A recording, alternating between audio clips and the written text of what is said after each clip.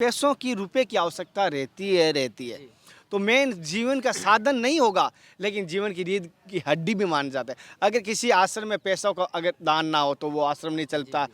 अगर घर में कोई कमाने वाला नहीं है पैसों वाला तो वो घर नहीं चलता। जी, जी, जी। तो पैसों की इतनी अहमियत है और पैसों को आप त्याग करके और अब किस प्रकार आपका जीवन व्यतीत होगा? आपके पास अगर मान लिया 1200 का नोकिया मोबाइल फ़ोन है 1200 नोकिया फ़ोन। और आपको कोई उसकी जगह एप्पल आईफ़ोन दे रहा है, तो आप उसको फेंकने में संकोच करेंगे कि नहीं? जैसे कि छोटे पुत्र पे या छोटे बेटे पे माता का एक आस होती है कि मेरा बेटा ये सेवा करेगा, और बेटे का भी कहा जाता है कि छोटे बेटे का कर्तव्य भी होता है कि माता पिता की सेवा करेगा। क्या लगता है कि नहीं है कि उनकी आस टूट रही है माता पिता की? क्या ये नहीं लग रहा कि आप अपने कर्तव्य से पीछे जा रहे हो? मैंने इंजीनियरिंग किया है सिविल में नागपुर वाईसीसी कॉलेज से। ये पूछ रहा हूँ इंजीनियरिंग क्यों किया फिर आप? अगर आपको सन्यासी बनना तो इंजीनियरिंग वही नहीं करते, आप सीधा ही आ जाते। नमस्कार दोस्तों, जनता की आवाज़ में आप सभी का स्वागत है। मैं कन्हैया शर्मा साधु संतों की विशेष सीरीज में इस बार ब्रजमंडल की यात्रा कर रहे हैं, और जैसे कि मैं आपको तपस्वी त्यागी संतों के दर्शन करा रहा हूँ, कुछ भक्तों के भी दर्शन करवा रहा हूँ। जैसे कि लोगों ने कहा है कि सन्यासी बनना कोई आसान है, जो कमा नहीं सकता वो सन्यासी बन रहा है। लेकिन मैं ऐसे भी बताऊंगा जो बहुत ज़्यादा कहूँ इंजीनियरिंग कर चुके हैं, 40-50 हज़ार की सैलरी छोड़ के वो संत बन रहे हैं, वो सन्यासी ले रहे हैं। माता पिता का मतलब कह सकता हूँ गस्त में एक सक्षम करोड़पति की संतान होते हुए भी घर छोड़ रहे हैं। ऐसे संतों से जानने की कोशिश करेंगे वो क्यों घर छोड़ रहे हैं, क्यों? और जैसे कि अगर वो सन्यासी बनना ही था, क्यों इंजीनियरिंग की, क्यों माता पिता का इतना समय खराब किया, क्यों इतना पैसा लगाया, वो भी जानना चाहूँगा। ऐसे भी कुछ सवाल होंगे तो कोशिश करेंगे, और आपके विचार आपके सवाल हो तो कमेंट कर देना। नेक्स्ट टाइम आपका सवाल लूँगा। अगर कुछ लोग कह रहे हैं नाम नहीं ले रहे हो, क्योंकि आपके नाम इसलिए नहीं लेता हूँ क्योंकि आप समझिए एक सवाल बहुत सारों का आता है तो बहुत सारों का नाम नहीं ले पाता हूँ, लेकिन फिर भी कोशिश करता हूँ कभी कभी, और कोशिश करूँगा जल्द आपसे लाइव आऊँगा और संतों की सीरीज आपको साथ में संत भी बिठाऊँगा जो आपके साक्षात सवालों के जवाब भी देंगे। प्रभु जी, पहले तो मेरी तरफ से आपको दंडवत प्रणाम करता हूँ। प्रभु जी, जैसे कि मैंने सुना आपका श्री सोहनलाल जी नाम है, जी, जन्म जी। जन्म का नाम है ये? जी, ये मेरा जन्म का ही नाम है। और गुरु ने आपको क्या नाम दिया वैसे? अभी हमारा दीक्षा नहीं हुआ है। ब्रह्मचर्य का पालन हाँ, कर रहे अभी हैं। ब्रह्मचर्य का पालन कर रहे हैं। तो आपने गुरु तो धारण किया है, कंठी धारण की है तब। हाँ, कंठी धारण किए हम इंस्पायर हैं गुरु से। अभी शायद से कुछ महीनों में हमारा दीक्षा हो जाएगा। कौन से गुरु हैं? His holiness नवजोगिंदर Swami Maharaj. जो इस्कॉन से हैं वही? जी, जी, जी। और जैसे कि आप कहाँ से बिलोंग करते हैं? प्रॉपर मैं वैष्णो देवी कटरा से जम्मू कश्मीर से बिलोंग करता हूँ। जम्मू कश्मीर। यहाँ से यहाँ तक का सफ़र तो बीच में बहुत सारा संघर्ष भी करना होगा। आपने पढ़ाई कहाँ तक की है? मैंने इंजीनियरिंग किया है सिविल में नागपुर वाईसीसी कॉलेज से। अच्छा। जी। और जैसे इंजीनियरिंग की है, आपको घर वालों ने इतना पढ़ाया है, तो इंजीनियरिंग आपने जॉब भी लगा था मैंने सुना है। तो आपने घर वाले ने इस तरफ आए तो मना नहीं किया? ऑब्वियसली एक्चुअली देखा जाए बहुत सारा प्रॉब्लम्स आती है उसमें, क्योंकि एकदम शिफ्ट करना है इस तरफ। तो एक्चुअल में प्रॉब्लम जाती है, बट धीरे धीरे जब हम घर वालों को समझाने की कोशिश करते हैं कि हम जिस पाथ पे जा रहे हैं वो एक्चुअल में सही पाथ है, और इसकी जो बाई मतलब जो साइंटिफिकली हम इन चीज़ों को देखते हैं कि जो हमारा सनातन धर्म रहा है, जो इसकी इतना ग्लोरियस है, इसकी हर चीज़ को देखा जाए, ऐसे लोग बोलते हैं कि ब्लाइंड फेथ है, बट अगर इसको एक्चुअल में समझा जाए, डीप में समझा जाए इसको, तो आपको बाकी सब लगेगा कि आप एक्चुअल पर्पस जो है, जो लोग आजकल भूल रहे हैं बाकी बाकी चीज़ों को, मतलब उनको फॉरेन में लोग जाते हैं बाहर से, पर आप देखिएगा फॉरेन के लोग यहाँ पे आते हैं क्यों? क्योंकि जहाँ इसकी हमारे सनातन धर्म की ग्लोरीज है, क्योंकि ये इतना अट्रैक्टिव है। इसकी अगर इसमें कोई एक बार चला जाता है तो बाहर आने का कुछ मतलब नहीं बनता। जैसे आपने कहा बाहर आने का मतलब तो नहीं बनता और बाहर आने का संभव भी नहीं होता, लेकिन एक होता है कि मैं आपको जानना चाहता हूँ आपसे, और प्रेरणा भी लेना चाहता हूँ, और बहुत सारे भारतीयवासी प्रेरणा लेना चाहेंगे कि इस बंधन को, जैसे अपने मोह माया को, जैसे कि आज मैं पैसों के पीछे भाग रहा हूँ या कोई भी और भाई पैसों के पीछे भाग रहा है, आप इंजीनियरिंग का जॉब छोड़ के कम से कम 35-50 हज़ार रुपये की जॉब छोड़ के और आपने सन्यासी की तरफ बढ़ रहे हो, तो ये इतना बड़ा संघर्ष आपने किस प्रकार कर लिया, या कैसे ऐसी भावना आई, या ऐसा कोई ऐसा दर्शन हुआ ठाकुर जी के, राधा रानी के, क्या? देखिए, मैं आपको एक उदाहरण देता हूँ। आपके पास अगर मान लिया 1200 का नोकिया मोबाइल फ़ोन है 1200 नोकिया फोन। और आपको कोई उसकी जगह एप्पल आईफ़ोन दे रहा है, तो आप उसको फेंकने में संकोच करेंगे कि नहीं? कोई कोई संकोच नहीं करेंगे ना, क्योंकि आपको एप्पल आईफोन मिल रहा है। तो सिमिलरली जो हम ये समझ लीजिए कि हमको एप्पल आईफोन मिल गया है, और जो हमारी जो पिछली ज़िंदगी थी उसको त्यागने में हमने कुछ भी संकोच नहीं किया, क्योंकि इसमें जो आनंद है वो आपको और कहीं नहीं मिल सकता। आप कुछ भी कर लो, आप चाहे स्काई डाइविंग करो, एक बहुत महंगी कार लैम्बोर्गिनी कार चलाओ, उसमें आपको वो टेस्ट नहीं मिल सकता जो इस चीज़ को फॉलो करके मिल सकता है। चाहे वो धन हो, कुछ बहुत नेम फेम हो, उससे आपको कुछ क्षण तक रहेगा, बट उसके बाद वो फिर आप उसी ग्राउंड लेवल पे आ जाएंगे। जैसे इन्होंने कहा नोकिया मोबाइल और एप्पल का फ़ोन की बात कही, इनको अभी एप्पल का फ़ोन की तरह भांति सुख मिल रहा है। जैसे कि प्रभु जी, मैं एक चीज़ देखा हूँ, नोट किया हूँ, हालांकि सब कुछ तो सुख नहीं मिलता पैसों से, लेकिन किसी भी संत को कहूँ, किसी गृहस्थ को कहूँ, लेकिन पैसों की, रुपए की आवश्यकता रहती है। तो मेन जीवन का साधन नहीं होगा, लेकिन जीवन की रीढ़ की हड्डी भी मान जाता है। अगर किसी आश्रम में पैसों का अगर दान ना हो तो वो आश्रम नहीं चलता। अगर घर में कोई कमाने वाला नहीं है पैसों वाला तो वो घर नहीं चलता। तो पैसों की इतनी अहमियत है, और पैसों को आप त्याग करके और अब किस प्रकार आपका जीवन व्यतीत होगा?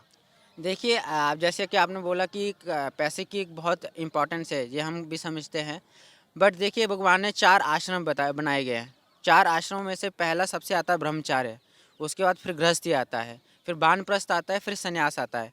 तो इनमें से जो 3 आश्रम हैं, मतलब इन चारों में से जो 3 है, वो हमको त्याग की तरफ से, मतलब हमको ये सिखाते हैं कि आपको घर जो स्पेशली गृहस्थी है, गृहस्थ हमको ये बताता है कि आपको उसमें पैसा कमाना है, और बाकी जो 3 आश्रम है उसको भी सँभालना है। ये गृहस्थी का एक बड़ा कर्तव्य हो जाता है। कर्तव्य हो जाता है।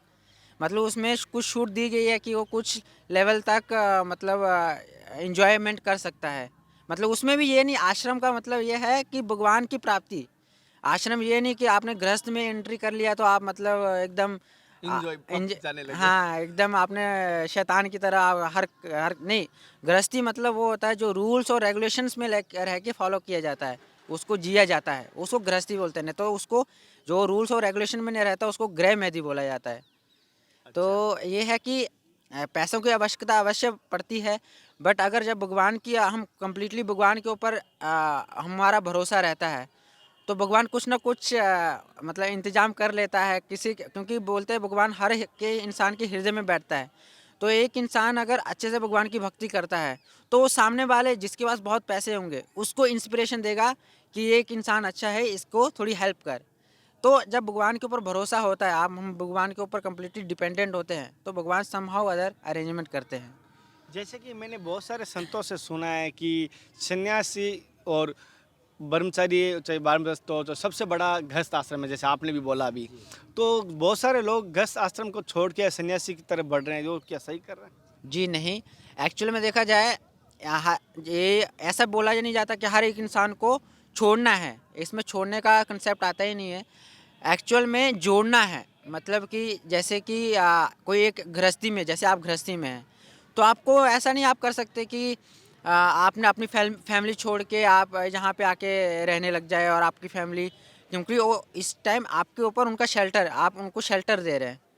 तो एक्चुअल में आपको उनको भगवान से जोड़ना है, मतलब उनको भी भक्ति करवानी है और खुद भी भक्ति करनी है, क्योंकि आपकी रिस्पॉन्सिबिलिटी है आपकी फैमिली की तरफ। तो अगर आप वहाँ से रिस्पॉन्सिबिलिटी छोड़ के भागते हैं, तो आप यहाँ पे भी अच्छे रिस्पॉन्सिबल नहीं बन सकते। तो ऐसा नहीं है कि अगर आपने फैमिली लाइफ में एंटर किया है, तो आपको अपनी पूरी रिस्पॉन्सिबिलिटी निभानी है, मतलब उनको, अपनी वाइफ को पूरा शेल्टर देना है। बट ऐसे उसमें अगर आप अभी, जैसे मेरी शादी नहीं हुई है, एक साइको फिजिकल नेचर रहता है कि आपका क्या साइको मैच करता है। मतलब आप एक इंसान अगर मान लीजिए कि वो गृहस्थी में रह के अच्छे से भक्ति नहीं कर सकता, तो उसको बिल्कुल भी गृहस्थी में नहीं जाना चाहिए। और एक इंसान ब्रह्मचार्य रह के भक्ति अच्छे से नहीं कर सकता, क्योंकि ये साइको फिजिकल नेचर रहता है। क्योंकि कुछ कुछ लोग रहते हैं कि उनको फैमिली इमोशनल सपोर्ट चाहिए रहता है, और कुछ लोग रहते हैं कि उनको इमोशनल सपोर्ट नहीं चाहिए, वो अकेले रह सकते हैं।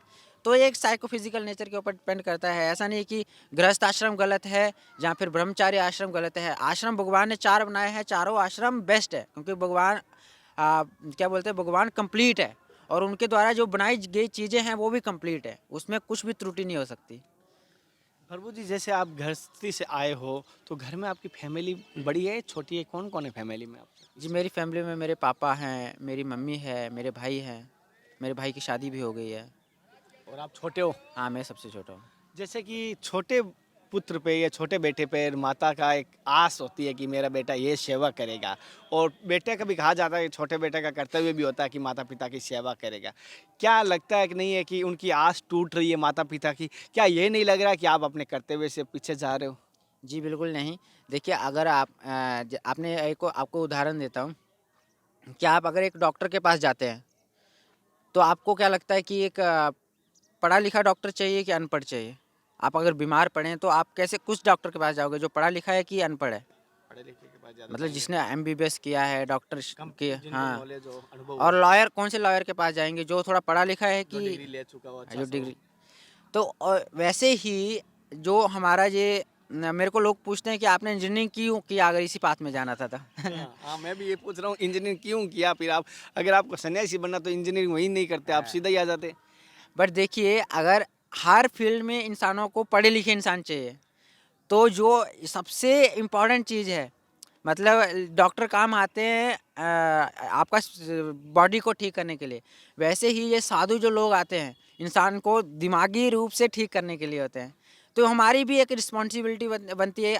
आप देखिए एक फैमिली की आप अच्छे से ज़्यादा सेवा कर सकते हैं कि एक पूरे समाज की अगर आप अच्छे से सेवा करते हैं वो ज़्यादा इम्पॉर्टेंट है कि अगर आप सिर्फ एक फैमिली को ऊपर कंसंट्रेट करते हो। सबसे ज़्यादा इम्पोर्टेंट क्या है? तो हमने भले एक फैमिली का त्याग किया, उनकी सहमति से किया और भले उनका बीच में स्टार्टिंग में उनका नहीं था, सहयोग नहीं था, बट धीरे-धीरे अभी वो भी भक्ति में आ रहे हैं। अभी वो भी भक्ति क मतलब भक्ति म कर रहे हैं और उनको भी समझ रहा है और वो भी अभी खुश लगते हैं कि नहीं। मेरे को ऐसा लगता है कि जो उनको ऐसा अभी लग रहा है कि हमने जो हमारा बेटा कर रहा है वो अच्छा कर रहा है। क्योंकि उनको समझ आ रहा है कि क्योंकि हमारे भाई की शादी हुई। शादी के बाद भी वो सेम वाइफ़ वगैरह उनका झगड़ा वगैरह चलता रहता है। तो बहुत सारे ऐसे बेटे रहते हैं वो अपने माता-पिता को मतलब वाइफ़ को ऐसे बहुत सारे उदाहरण हैं कि अपने माँ-बाप को बूढ़े को ऐसे छोड़ के खुद अमेरिका चले जाते हैं। बहुत सारे आपने उदाहरण आपने तो सुनते ही रहते होंगे ऐसे उदाहरण। बट हम ऐसा वैसा नहीं कर रहे, हम रोज़ घर वालों को फ़ोन करते हैं, उनसे बात करते हैं और घर में जाते भी रहते हैं बीच-बीच में। तो वैसा कुछ नहीं है कि हमने एकदम छोड़ दिया है। जैसे इन्होंने कहा, और हालांकि अनुभव होता है, और जैसे कि यहाँ पर अभी हम बात कर रहे हैं, हम हैं गोवर्धन, और गोवर्धन में हमें यहाँ आप कह सकते हैं कुसुम सरोवर पर हम हैं, और इनके जो विचार थे कितने सरल कितने शांत। मुझे ऐसा लगता है कि जैसे कि कह सकते हैं एक बीज जितना छोटा होता है उसके अंदर उतना वटवृक्ष छिपा होता है, वो इनके अंदर छिपा हुआ दिखाई दे रहा है। वो परछाई के रूप में कहता हूँ, या जैसे आने वाले टाइम में मुझे पक्का श्योर लग रहा है ये वटवृक्ष बनने वाले हैं, क्योंकि जो इनके विचार, जिनके उनके जिसे शांत स्वभाव से हमारे सवालों के जवाब दिए, इनके विचार किस प्रकार के लगे मुझे ज़रूर बताना। हमने जाना कुछ जीवन के तथ्य, कुछ जीवन के सत्य घटनाएं, हम जीवन से कैसे मुंह फेर रहे हैं, या जीवन का सामना किस प्रकार हम कर सकते हैं। जैसे उन्होंने बताया, कोशिश करेंगे ऐसे ही संतों के आपको दर्शन करवाता रहूं और ऐसे ही आपको सत्संग दिलाता रहूं। इनके विचार को लेकर, परम पूज्य श्री सोहनलाल जी शर्मा जी के विचार को लेकर आपका क्या कहना है मुझे ज़रूर बताना। फिर मिलते हैं नए संत महात्मा के साथ, तब तक जय हिंद, वंदे मातरम, हर हर महादेव, जय श्री कृष्णा, जय श्री राधे राधे राधे। कोई गलती हो तो नहीं। धन्यवाद आप हमको नहीं नहीं, आपके विचार बहुत अच्छे लगे, बहुत अच्छे लगे आपके विचार। एक इंट्रो वापस मैं इंट्रो बनाऊंगा।